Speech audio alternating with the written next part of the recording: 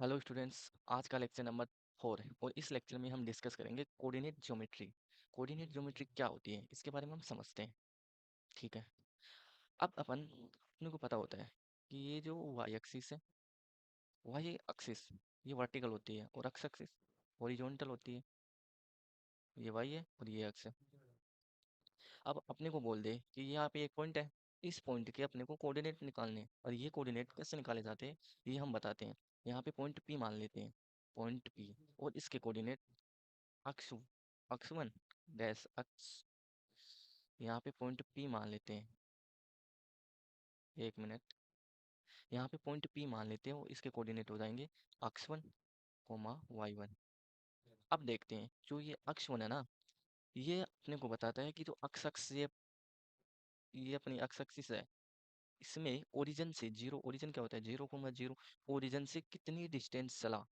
अब इस point P से हम अक्स अक्स जो लाइन है इस पे एक परपेंडिकुलर लाइन डालते हैं। परपेंडिकुलर लाइन डालते हैं, यहाँ ये एंगल है 90। अब इससे परपेंडिकुलर लाइन डालते हैं तो ये पॉइंट आ जाएगा।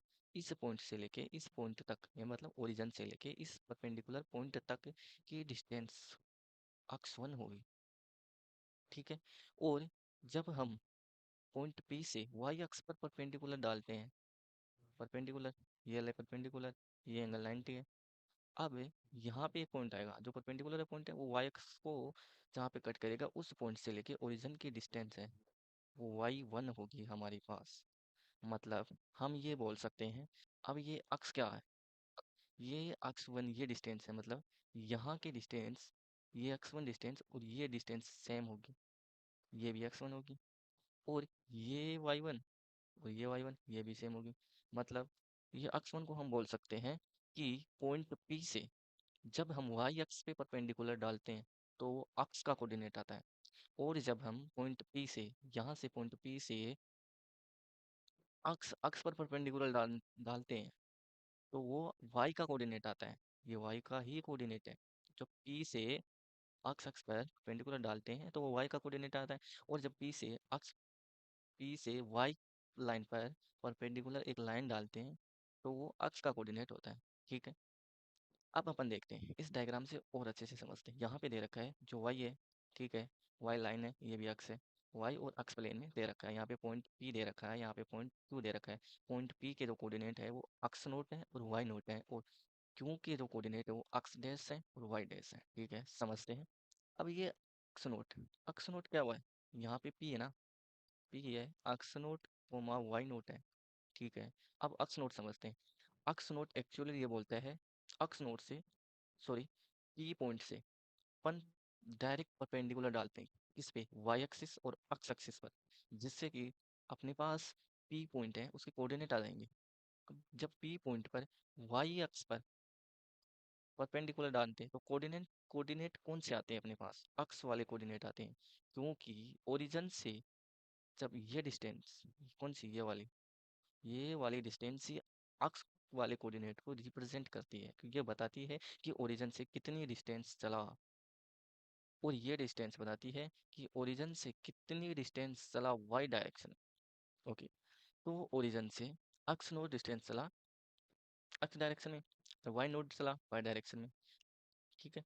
ऐसे ही क्यू वाले पॉइंट को, क्यू जो पॉइंट है ना, इसके कोऑर्डिनेट अपने अपने पास X dash comma Y dash. अब जो अक्स डैश है ना, वो ही हमें ये बताता है कि अक्स डायरेक्शन में कितना चला, यहाँ से ओरिजिन से यहाँ तक, और वाई डायरेक्शन में यहाँ से यहाँ तक। ठीक है। अब ये दे रखा है जो अक्स कोऑर्डिनेट और पॉइंट पी है ना, उसका अक्स कोऑर्डिनेट हमें ये बताता है ना, जो अक्स नोट है वो परपेंडिकुलर डिस्टेंस और पॉइंट पी वाई एक्सिस, हमने यही यहाँ पे ही देखा था। मतलब जब हम वाई अक्स पर परपेंडिकुलर डिस्टेंस लेते हैं ना, वो अक्स कोऑर्डिनेट होता है। और जब हम अक्स अक्स पर परपेंडिकुलर डिस्टेंस लेते हैं वो वाई कोऑर्डिनेट होता है। ये परपेंडिकुलर अक्स अक्स पर कौन सा कोऑर्डिनेट होता है, अक्स कोऑर्डिनेट होता है। और अक्स अक्स पर जब हम परपेंडिकुलर डिस्टेंस लेते हैं तो वो वाई कोऑर्डिनेट होता है। इस चीज़ का ध्यान रखना। ठीक है। अब यही बेसिकली क्यू के लिए बता रखा है अपने, ये पी के लिए हो गया था, ये क्यू के लिए बता रखा है। अब अपने पास ये दे रखा है, ये तो सही है। अब अपने को दो पॉइंट दे दे, जैसे कि ये पॉइंट दे दे, ये पॉइंट ये मान लेते हैं पॉइंट पी, पॉइंट पी है, ठीक है। अरे यहाँ पे पॉइंट क्यू है। अब अपने को बोल दें कि इसके कोऑर्डिनेट है ना x1 है और y1 है, ठीक है। और q के कोऑर्डिनेट हैं वो x2 है और y2 है। अब इन दोनों के बीच में डिस्टेंस कितनी होगी वो हम कैसे निकालते हैं? तो इसके लिए हमारे पास एक फॉर्मूला होता है। फॉर्मूला क्या होता है ना कि जब p q की डिस्टेंस निकालेंगे तो डिस्टेंस, जब इन दोनों की डिस्टेंस निकालेंगे p और q की डिस्टेंस, तो कैसे आएगी? यहाँ पे रूट आएगा, अंडर रूट, ठीक है। y2 माइनस का y1 का होल स्क्वायर प्लस का, इसको इधर ले लेते हैं, x2 माइनस का x1 का होल स्क्वायर। देखो, तो ये फॉर्मूला होता है क्या, जब हमें दो पॉइंट दिए हों और उनके कोऑर्डिनेट भी दिए हों तो उनके बीच की जो डिस्टेंस है वो इस फॉर्मूले से आ सकती है। ओके, चलते हैं नीचे।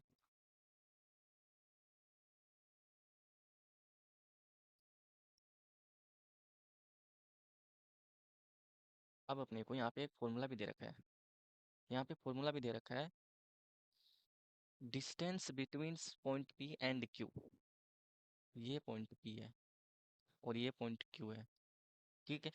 रैंडम कोई भी पॉइंट ले लो, जैसे ये पॉइंट यहीं, ये अक्स है, ये एक्सेस एक्स और वाई प्लेन है। ये पॉइंट यहाँ पे हो सकता है, ये पॉइंट यहाँ पे हो सकता है, ठीक है। इन इन दोनों पॉइंटों के बीच की डिस्टेंस, ये पॉइंट यहाँ, एक पॉइंट यहाँ हो गया, इन पॉइंटों के बीच की डिस्टेंस, दो पॉइंट दिए हुए हों और उनके कोऑर्डिनेट दिए हों तो अपन उनके बीच डिस्टेंस निकाल सकते हैं, ठीक है। किस वाले फॉर्मूले से? इस वाले फॉर्मूले से। ये फॉर्मूला याद रखना, कौन सा, यहाँ पे लिख देता हूँ मैं, जो पी क्यू है ना, पी और क्यू पॉइंट वाली डिस्टेंस कितनी आ जाएगी, y2 माइनस का y1 का होल स्क्वायर प्लस का x2 माइनस का x1 का होल स्क्वायर। ये फॉर्मूला होता है, इसको आप याद रख लेना, ठीक है। ये डिस्टेंस ही होती है, p और जो पॉइंट q है उनके बीच में डिस्टेंस बताता है। अब चलते हैं नेक्स्ट। अब अपने को स्ट्रेट लाइन है, स्ट्रेट लाइन के बारे में पढ़ेंगे। स्ट्रेट लाइन बेसिकली बहुत यूज आएगी फिजिक्स में, ठीक है। देखते हैं। अब अपने को पता होता है ना, जैसे ये है ना, ये एक्स और वाई प्लेन है और यहाँ से जो स्ट्रेट लाइन गुजरती है, ओरिजिन से जो स्ट्रेट लाइन गुजरती है, इसकी इक्वेशन क्या होती है? वाई बराबर एक्स होती है, ठीक है। ये तो सबको पता है। पर इसका जो स्लोप होता है वो कितना होता है? स्लोप क्या बताता है? अक्स अक्स से, जो अक्स अक्स है ना, इससे पॉजिटिव डायरेक्शन में एंगल कितना है? ये मतलब थीटा। थीटा पॉजिटिव डायरेक्शन में, इधर नहीं, इधर नहीं, only positive direction. Positive direction कौन सी होती है? एंटी क्लॉकवाइज, अक्स अक्स से, ठीक है। तो स्लोप होता है अपने पास टेन थीटा, ओके। तो यहाँ पे थीटा, जब ये एंगल जो वाई बराबर अक्स है, ये थीटा कितना होगा? वाई बराबर अक्स है, मतलब जो वाई एक्सेस से और अक्स एक्सिस से इनको बीच से होती हुई जा रही है, मतलब यहाँ ये एंगल भी 45 हो गया और ये एंगल भी 45 हो गया। तो यहाँ से थीटा आ जाएगा अपने पास 45। तो स्लोप क्या आ जाएगी? स्लोप आ जाएगी टेन 45, और टेन 45 होता है अपने पास 1। तो यहाँ से स्लोप आ गई वाई बराबर अक्स वाली लाइन की 1, ठीक है। अब अपन समझते हैं y बराबर एम एक्स प्लस का c, ये एक स्ट्रेट लाइन होती है। इसमें समझते हैं y क्या होता है, m क्या होता है, x और प्लस का ये c है ना, कांस्टेंट, ये क्या होता है, ठीक है। इसको हम 1 मिनट के लिए इरेजर कर देते हैं।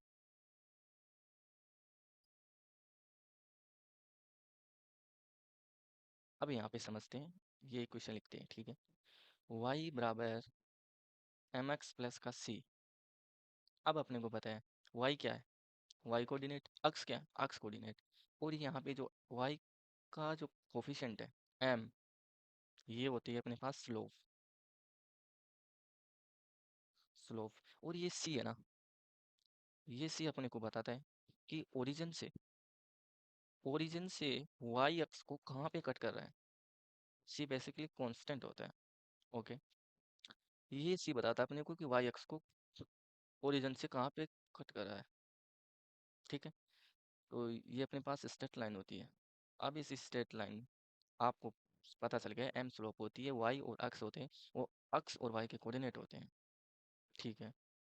अब जब हम इसको अक्स वाई ग्राफ में ड्रॉ करते हैं तो इसकी कुछ इक्वेशन ऐसी, मतलब कुछ ग्राफ ऐसा बनता है कि अक्स को भी कट करिए और वाई को भी, और ये एंगल दे रखा है अपने को, ये एंगल बीटा, जो कि ये स्लोप होता है।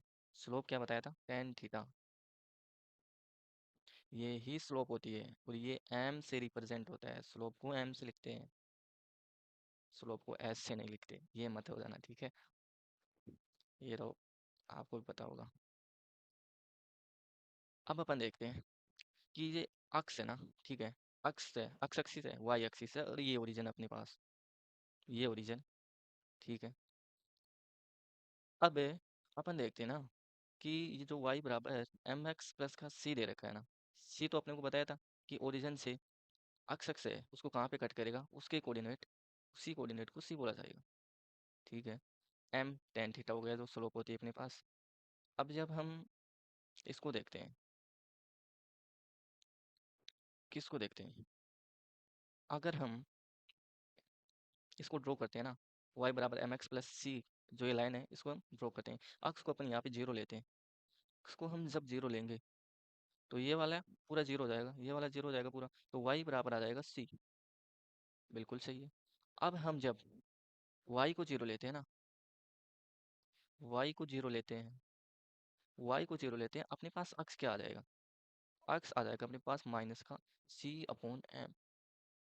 वाह, बहुत इंटरेस्ट, मतलब अपन जब अक्स को जीरो लिए, अक्स यहाँ पे जीरो था, ये कोऑर्डिनेट आ गया अपने पास, ये अक्स जीरो था और y कितना आ गया c। अब जब हम y को जीरो लिए, यहाँ पे देखना, y को जीरो लिए तब अक्स क्या आ गया अपने पास, माइनस का c अपॉन m, ये आ गया, इसके कोऑर्डिनेट आ गए कि ये अक्स अक्स को और वाई वाई को जहाँ पे कट कर रहा है उसके कोऑर्डिनेट आ गए, ठीक है। अब अपन इसके बारे में देखते हैं कि जब हमारा m पॉजिटिव है, m क्या है हमारे पास, पॉजिटिव है, m पॉजिटिव है अपने पास, m will be positive, m positive है, तो हम अक्स को इंक्रीज करेंगे ना, तो y भी इंक्रीज होगा। अब जब हम अक्स को डिक्रीज करते हैं तो y भी डिक्रीज होगा, ठीक है, ये याद रखना। और जब हमारा m नेगेटिव है तो हम अक्स को इंक्रीज करेंगे ना, तो y हमारा डिक्रीज होगा। जब हम अक्स को डिक्रीज करेंगे तो y हमारे पास इंक्रीज होगा, क्यों, क्योंकि अगर हम m पॉजिटिव है, यहाँ पे देखना m पॉजिटिव है अपने पास, m पॉजिटिव है ना, इस वाली इक्वेशन में m पॉजिटिव है, तो जैसे जैसे m की वैल्यू बढ़ाएंगे वैसे वैसे y की वैल्यू बढ़ेगी, और जैसे जैसे m की वैल्यू हम कम करेंगे y की वैल्यू भी कम होगी, ठीक है ना। हाँ, तो यहाँ पे ये दो हमारे पास कुछ कंसेप्ट आ गए, इसको याद रख लेना कि जब m पॉजिटिव होता है और m नेगेटिव होता है तो अक्स और y को इंक्रीज या डिक्रीज करने पे क्या होता है, ये बता दिए हैं। यहाँ पे केस भी दे रखे हैं कुछ,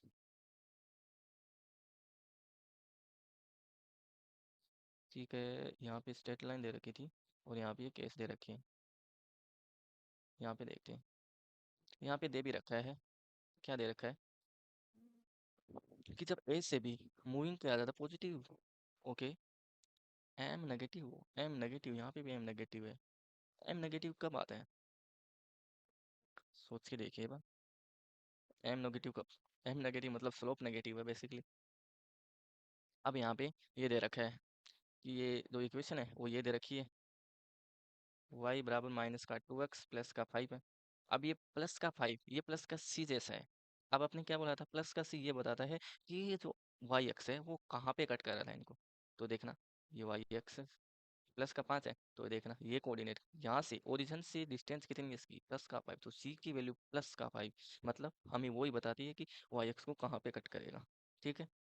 और ये जो -2 है ये क्या है, अक्स का कोफिशिएंट क्या बताता है, स्लोप, तो स्लोप आ गई -2, ठीक है। बेसिकली इसमें दे रखा है, इस वाले केस बी में यहाँ पे स्लोप पॉजिटिव दे रखी है, क्या है, इक्वेशन y बराबर प्लस का 3x माइनस का 2।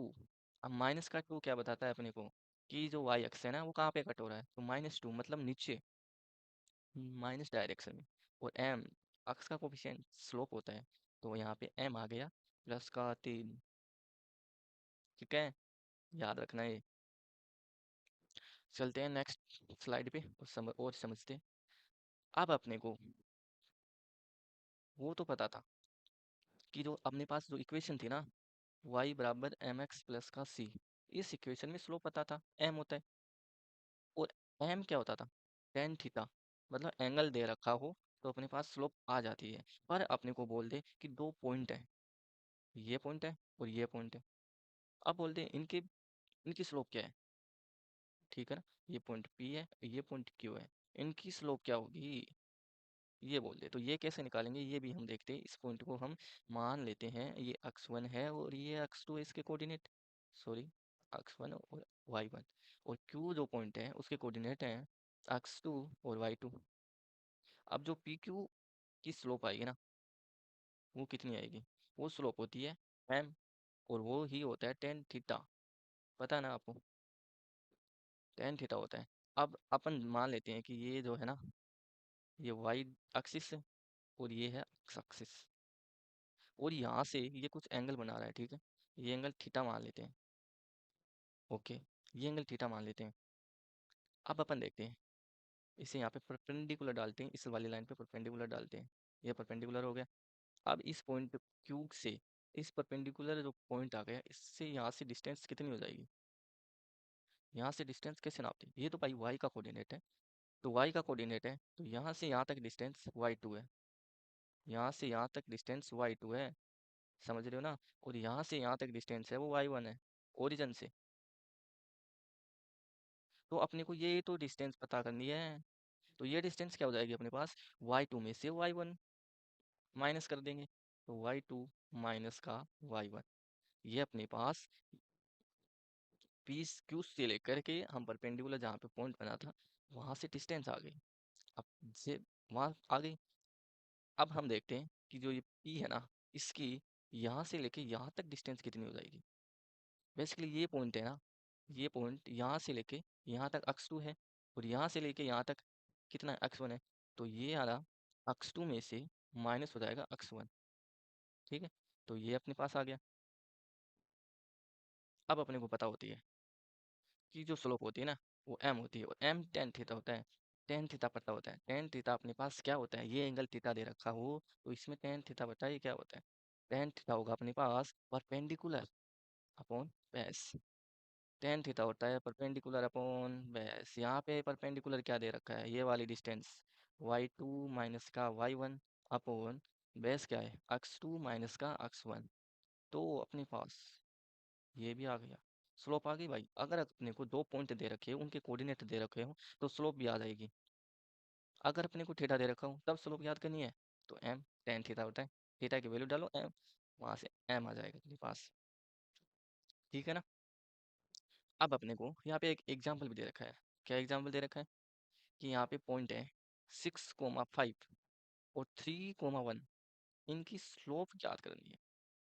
ये पॉइंट P है और ये पॉइंट Q है, तो इनकी स्लोप याद करने के लिए अपन करते हैं ना, अपन करते हैं स्लोप को m से लिखते हैं, ठीक है।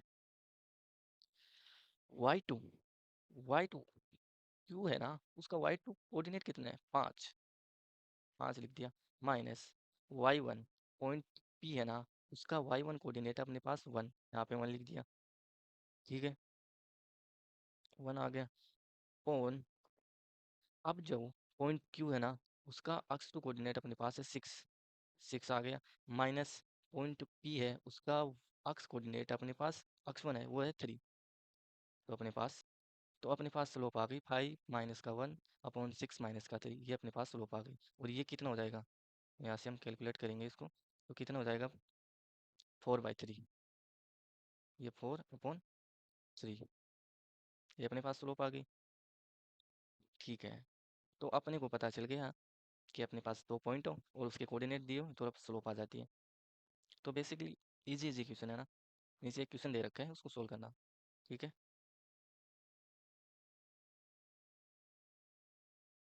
ये क्वेश्चन दे रखा है। ये क्वेश्चन बेसिकली अपने और कंसेप्ट देख लिया इसका कि एक स्ट्रेट लाइन है ना ना। एक minute, find equation of straight line. अब अपने पास दो पॉइंट दे रखे हैं, आपने को बोला है कि इन दो पॉइंटों से अपने को इस लाइन की इक्वेशन ज्ञात करनी है। कोई बात नहीं, लाइन की इक्वेशन क्या बताई थी? y बराबर एम एक्स प्लस का सी, ये बताया था y बराबर एम एक्स प्लस का सी। ये स्ट्रेट लाइन की इक्वेशन होती है। अब अपने पास यहाँ पे क्या क्या, अपने को m निकालना है, ठीक है, m निकालना है और c निकालना है। कोई बात नहीं, अब यहाँ से हम m निकालते हैं। m, अब अपने पास दो पॉइंट दे रखे हैं, उनके कोऑर्डिनेट हैं, तो स्लोप कैसे आएगा? y2 माइनस का y1 अपॉन x2 माइनस का x1। तो y2 माइनस का y1 करते हैं, मतलब 9 माइनस का 1 अपॉन x2 माइनस का x1 1 माइनस का 7। तो अपने पास स्लोप आ गई 8 अपॉन माइनस का 6। इससे जब इससे उठाएंगे तो 4/3। तो स्लोप आ गई अपने पास माइनस का 4/3। कोई बात नहीं, ये स्लोप आ गई। अब इस स्लोप को हम इस इक्वेशन में डाल देते हैं। यहाँ से लिखेंगे y बराबर माइनस का 4/3 x प्लस का c। अब c की वैल्यू कैसे लाएंगे? बहुत ही आसान है, अपने पास स्लोप आ गई और किसी भी एक पॉइंट को, या तो इस पॉइंट को या इस पॉइंट को, इस इक्वेशन में डाल के, जो अपने पास इस इक्वेशन में जब इसको सेटिस्फाई कराएंगे ना, तो अपने पास x और y तो नहीं रहेंगे, केवल c रहेगा। तो अपने पास c की वैल्यू आ जाएगी। ठीक है, तो अपन डालते हैं x और y की वैल्यू। x और y की वैल्यू ये यहाँ से डाल लेते हैं, 7 और 1। तो ये कोऑर्डिनेट है ना, 7,1, इसमें y की वैल्यू है 1, यहाँ से 1 आ गया, बराबर है, बराबर माइनस का 3 upon, sorry sorry sorry, minus का 4/3। यहाँ से बराबर आ जाएगा माइनस का 4/3। एक्स की वैल्यू कितनी है? इंटू 7 प्लस का c। ये आ गया। अब c की वैल्यू कितनी आ जाएगी अपने पास? जब इस पूरे को उधर ले जाएंगे तो 1 प्लस का 4 × 7/3, ये आ गई। अब जब इसको हम कैलकुलेट करते हैं तो कितना आ जाएगा? तो अपने पास c की वैल्यू आ जाएगी, c बराबर 3 कॉमन ले लेते हैं, तो 3 प्लस का 28। ठीक है, c आ गया। जब हम इसको ऐड करेंगे तो 31/3। ओके, अब अपने पास आ गया, c की वैल्यू भी आ गई और m की वैल्यू भी आ गई। तो हम इक्वेशन में डालते हैं, तो अपने पास इस जो इक्वेशन आ जाएगी वो कितनी आ जाएगी? यहाँ से y बराबर m क्या था? माइनस का 4/3 इंटू एक्स प्लस का c क्या आ गया? 31/3। तो ये अपने पास जो ये स्ट्रेट लाइन थी इसकी इक्वेशन आ गई। ठीक है ना। अब अपन चलते हैं नेक्स्ट स्लाइड में और देखते हैं इसके और एग्जाम्पल। अपने पास ये सॉल्यूशन दे रखा है उसका, ठीक है, यहाँ से देख लेना और समझ में आ गया तो बहुत बढ़िया। अब अपन डायरेक्ट इक्वेशन भी निकाल सकते हैं। कैसे? कि हमें दो पॉइंट दिए हों और उनसे ये फॉर्मूला लगा के हम डायरेक्ट क्वेश्चन भी निकाल सकते हैं। y1 माइनस का, सॉरी, y माइनस का y1 बराबर y2 माइनस का y1 अपॉन x2 माइनस का x1 इंटू x माइनस का x1। इस फॉर्मूले से हम डायरेक्ट इक्वेशन भी निकाल सकते हैं। जैसे कि यहाँ पे दे रखे हैं, x1 की वैल्यू दे रखी है, y1 की वैल्यू दे रखी है, x2 की दे रखी है और y2 की दे रखी है। इससे ये इक्वेशन आ गई अपने पास। अब यहाँ पे एक कंडीशन याद रखना, ठीक है। जैसे अपने पास ये दो लाइन है ना, ये दो लाइन है, ये अगर इसकी जो स्लोप है वो m1 है और इसकी स्लोप है m2 है, अगर ये आपस में परपेंडिकुलर है ना, तो इनमें एक रिलेशन आता है। वो रिलेशन क्या होता है? m1 डॉट m2 -1 होता है। इसमें एक रिलेशन आता है कि m1 डॉट m2 है ना, वो -1 होता है। ये यहाँ पे दे रखा है कि जब ये दो लाइन है वो आपस में परपेंडिकुलर दे रखी हैं और इनमें एक रिलेशन दे रखा है, ठीक है। If two lines have slope m1, एक की m1 है दूसरे की m2 है, are perpendicular to each other then, ठीक है, तो उसमें ये कंडीशन लग जाएगी।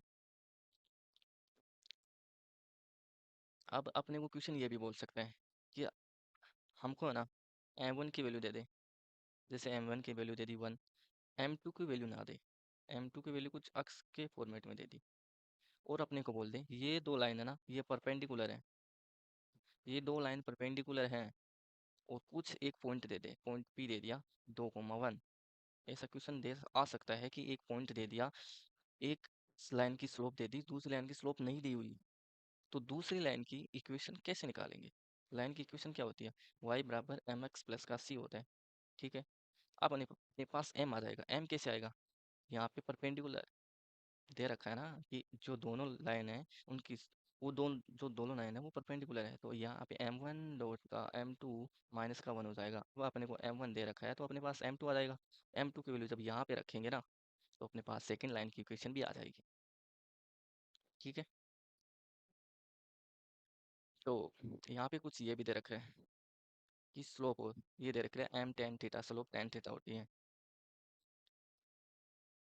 ये अंतर होता है, जैसे कि यहाँ पे दे लिखना फाइनल वैल्यू माइनस का इनिशियल वैल्यू, ये चेंज होता है, ये डेल है ना, ये चेंज बताता है। ठीक है, यहाँ ये बेसिकली ये बताता है कि फाइनल वैल्यू में से इनिशियल वैल्यू माइनस कर दो, बेसिकली ये बताता है। और ये स्लोप होती है del y upon del x. ठीक है, rate of change of y with respect to x, y with respect to x, x से एक्स के रेस्पेक्ट में वाई की जो रेट है ना वो चेंज, ये बताता है वो del y upon del x, तो ये स्लोप होती है। ठीक है, अब यहाँ पे एक क्वेश्चन देखते हैं। क्वेश्चन क्या है? क्वेश्चन देखिए अपने पास, क्वेश्चन है ना, अपने को एक पॉइंट दे रखा है, क्वेश्चन है अपने पास, एक पॉइंट पी दे रखा है, उसके कोऑर्डिनेट है 2,1 और स्लोप है, स्लोप m दे रखी है अपने पास 1, तो हमें लाइन की इक्वेशन निकालनी है। तो लाइन की इक्वेशन का जो लाइन की इक्वेशन है किस फॉर्मेट में होती है, तो उसको सोल्व करते हैं अपन। y बराबर एम एक्स प्लस का c होता है। अब यहाँ पे m दे रखा है, y बराबर एम एक्स, m दे रखा है 1, तो यहाँ पे x प्लस का c m1 है ना। ठीक है, अब जब ये इसी लाइन की इक्वेशन है, मतलब ये जो लाइन है इस पॉइंट से गुजरेगी, ये पॉइंट इस लाइन में सेटिस्फाई होना चाहिए, तो जब इसको इसमें डालते हैं तो y की वैल्यू कहाँ से, उस वाले पॉइंट में y की वैल्यू कहाँ कितनी है 1, और x की वैल्यू कितनी है 2 प्लस का c, तो यहाँ से c की वैल्यू आ जाएगी माइनस का 1। ठीक है, अब यहाँ से देखना y बराबर एम एक्स प्लस का c है ना, m की वैल्यू कितनी 1 और c की वैल्यू अपने पास निकाली वो माइनस का 1 होती है, तो अपने पास लाइन की इक्वेशन आ गई, क्या आ गई, y बराबर x माइनस का c की वैल्यू कितनी 1, तो ये लाइन की इक्वेशन आ गई अपने पास। तो ऐसे बहुत सारे इक्वेशन बन सकते हैं, जैसे दो पॉइंट दे दिए, ठीक है ना, दो पॉइंट दे दिए P और Q, इनके कोऑर्डिनेट दे दिए तो भी लाइन की इक्वेशन आ सकती है। एक पॉइंट दे दिया, क्या, एक पॉइंट दे दिया और एक एंगल ले दिया तो भी लाइन की इक्वेशन आ सकती है। एक पॉइंट दे दिया और एक स्लोप दे दी तो भी लाइन की इक्वेशन निकाल सकते हैं अपन। तो thank you students for the watching video, मिलते हैं नेक्स्ट वीडियो में नेक्स्ट टॉपिक लेके। Thank you.